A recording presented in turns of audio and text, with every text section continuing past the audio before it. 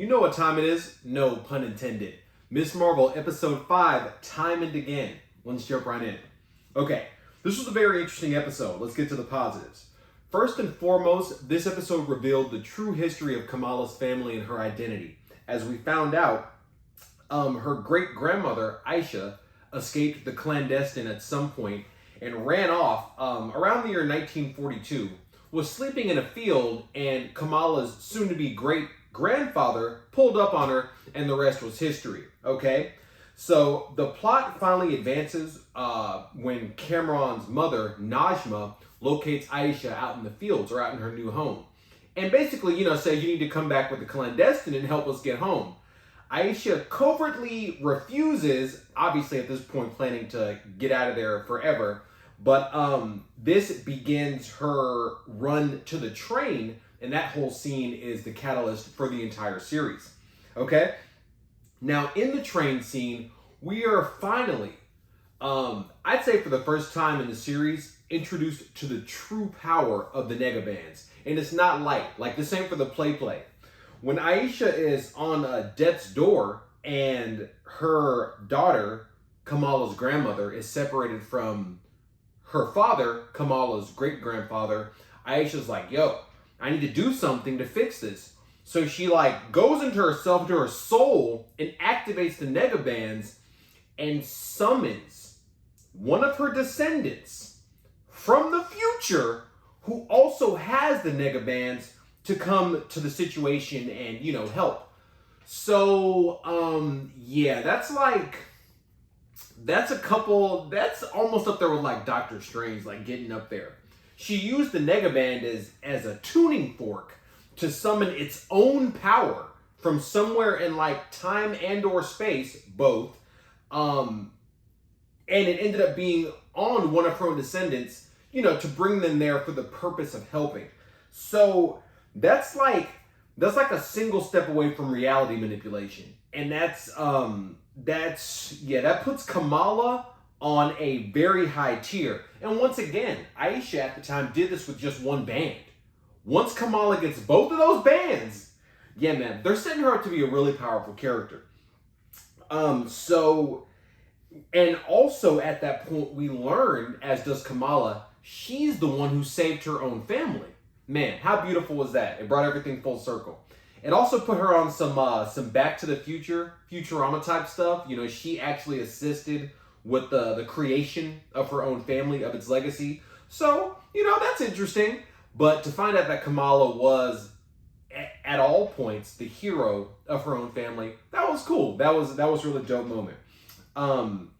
And also during the scene, Aisha, when she's about to dip out, tells Kamala, everything's okay because you're here. Shout out All Might. I really appreciated that. Okay, skipping forward, we get back to Kamala in the present day, where Kamran's mother, Najma, is about to obliterate our dimension by opening the veil.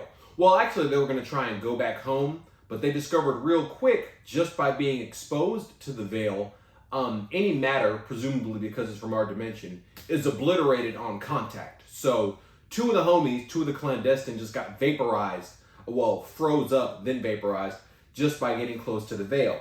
So Najma was about to just say, F it, and just open the whole thing and presumably obliterate our dimension, but Kamala stepped in. She said, yo, back in the day, this is what Aisha was talking about. Let's just be a family. Here's your chance. Don't do the same thing again. And to everyone's surprise, Najma agreed with her. She said, you know what, kid? You're right. So she used her, I'm guessing, connection to the dimension to close the veil, but also transfer its energy into her son, Kamran. And that ended Najma's life, but it also saved our dimension. So there's a couple things about this scene. Number one, shout out Kamala, because not only did she, save/create her own family, she also saved the world in this scene, low key. And yeah, man, you can tell when they're trying to set these characters up to just be high level, almost on some Moon Knight type stuff, because that was a high stakes scenario with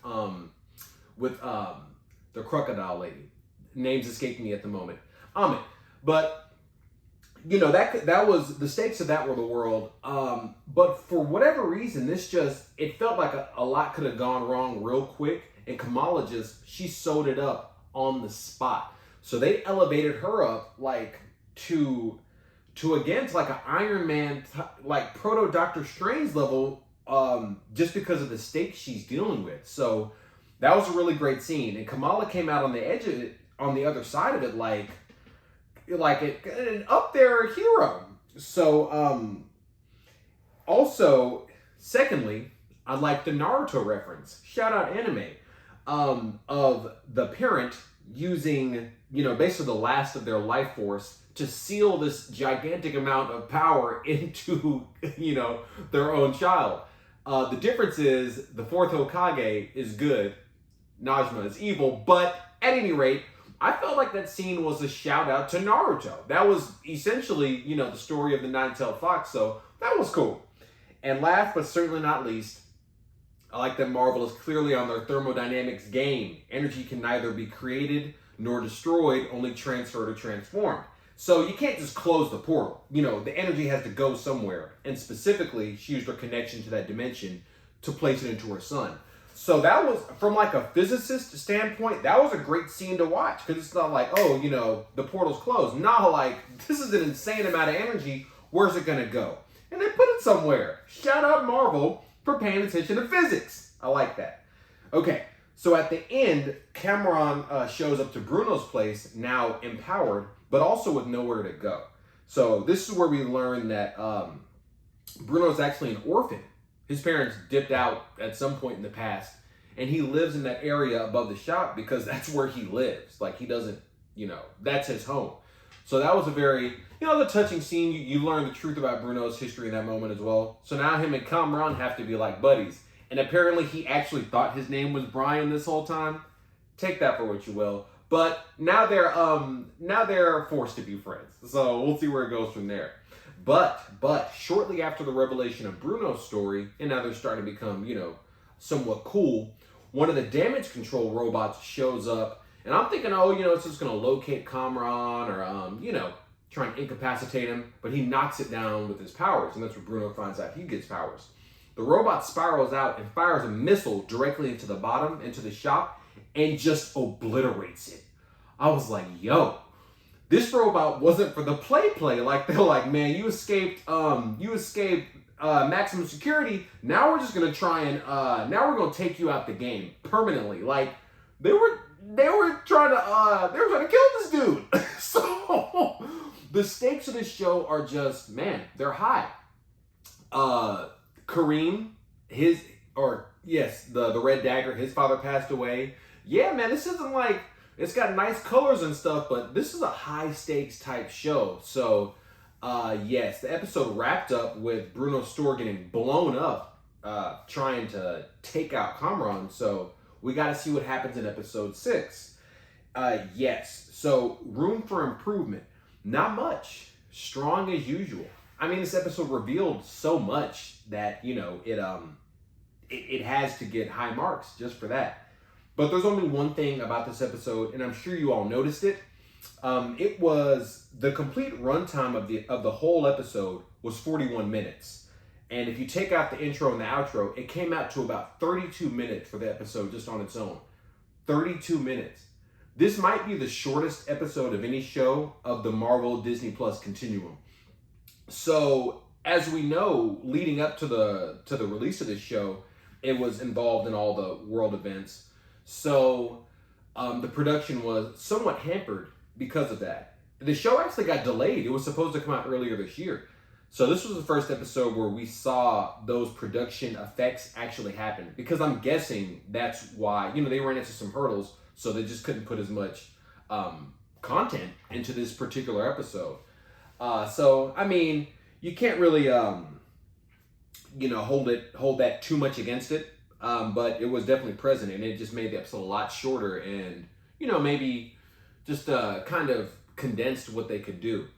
So we'll see what happens in episode 6, but maybe it'll be longer than 6 episodes. Remember WandaVision? So, you know, And it's good that Marvel's got this structure now, the 6-episode structure, but it'd be nice to see maybe more sometimes. You don't really want to go less than 6, but we'll see. Maybe this will have more than 6 episodes. That would be really cool. Okay, so the rating, a 4 out of 5. This was a great episode. This was a really good episode. They revealed Kamala's family history. She's the one who actually saved her own family. We saw the almost unthinkable power of the Negavans, like summoning one of your descendants through time. Like, come on, man. Like, yeah, that's some up there type stuff. So that we definitely got to see a lot. However, it was a bit too short. It probably wasn't their fault, but ultimately this was a very short episode, so have to count a little bit against it for that. So I was going to give it a 5 out of 5. This was it was going to be another 5 out of 5 in the series. That pass scene was just too dope. And of course, they had the authenticity, the train scene, the dust, like you felt like you were really back in time. It had all the elements, but it was just a little too short, so it gets a 4 out of 5. Okay, so at the time of recording this, Thor comes out tomorrow. Super stoked. This movie has Christian Bale in it. My G, like Christian Bale in the MCU. Definitely stoked. I would say I think Thor will be the Marvel movie of the year. I would say either this or Black Panther, but we don't know anything about Black Panther. All we know is that it hasn't been canceled, so that's good. But screens, definitely not a trailer. We don't know, but come on, it's Black Panther. We know it's going to be dope. So it's a toss-up to what I think is going to be the Marvel movie of the year, but it's definitely out of one of these two. And I'm excited to see Thor tomorrow. Okay, She-Hulk now is in like literally a month, so get ready for those reviews. Those are coming up. We're halfway in the summer, still in like the middle. This is actually the heart of the summer. So, I'm not thinking too much about fall yet. That'll get here when it gets here. But Marvel's definitely keeping the series, the content, rolling out throughout the year. There's nothing you can be but excited. I'm definitely enjoying it and looking forward to what's coming. And that's about it.